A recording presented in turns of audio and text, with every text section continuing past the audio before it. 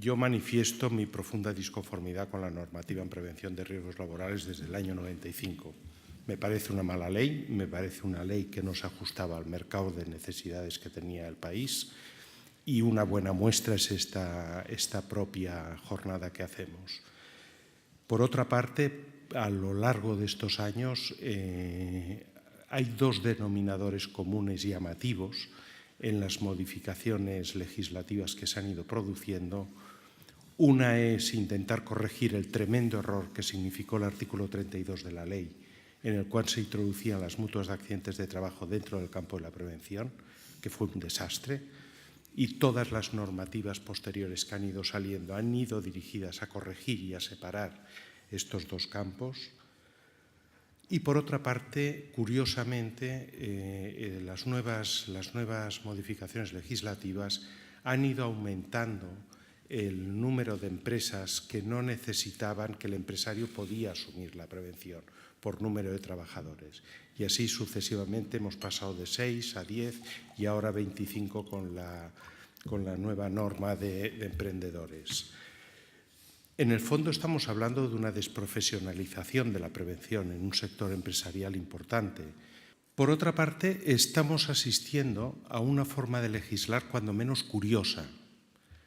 Me refiero al artículo del Estatuto de los Autónomos, que es del año 2007, me refiero a la modificación del Estatuto de los Trabajadores del 2012, creo recordar, en el cual se hace una normativa explícita y luego se pone una coletilla que será de aplicación el concepto de prevención de riesgos laborales. O sea, en una frase de 5 palabras se mete un tinglado de enorme complejidad como es la prevención de riesgos laborales. Y entonces, claro, desde el punto de vista de los usuarios de la prevención, te quedas diciendo, bueno, ¿y esto cómo se hace? Ejemplo, modificación del artículo 11 del Estatuto con el trabajo a distancia, el propio Estatuto de los Autónomos, etcétera. Yo cuando planteamos el tema desde el Fórum, el tema de los autónomos, pues la verdad que el mundo de los autónomos, como decía al principio, es un tema complejo, es un tema muy heterogéneo, y si en algún aspecto tiene cabida el concepto de prevención, es obviamente en el 171 del 2004, en la coordinación de actividades empresariales, que es otro de los elementos que yo critico de la Ley de Prevención de Riesgos Laborales, porque se ha convertido en una normativa que lo único que hace es originar una cantidad de documentación brutal. ¿Por qué estamos haciendo lo de los autónomos? Pues porque desde las empresas por estrato de asalariados y condición jurídica, pues tenemos en España en el 2012 1.764.987 autónomos.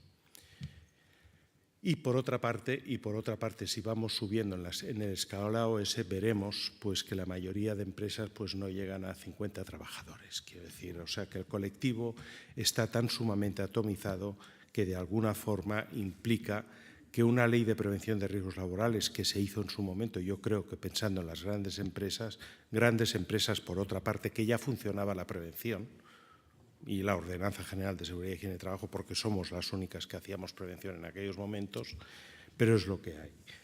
Por otra parte, para cubrir ese sistema de vigilancia, la Administración tiene en estos momentos, en el 2012, 1.871 entre inspectores y subinspectores de trabajo. De técnicos habilitados, 181 a nivel de las 17 comunidades autónomas.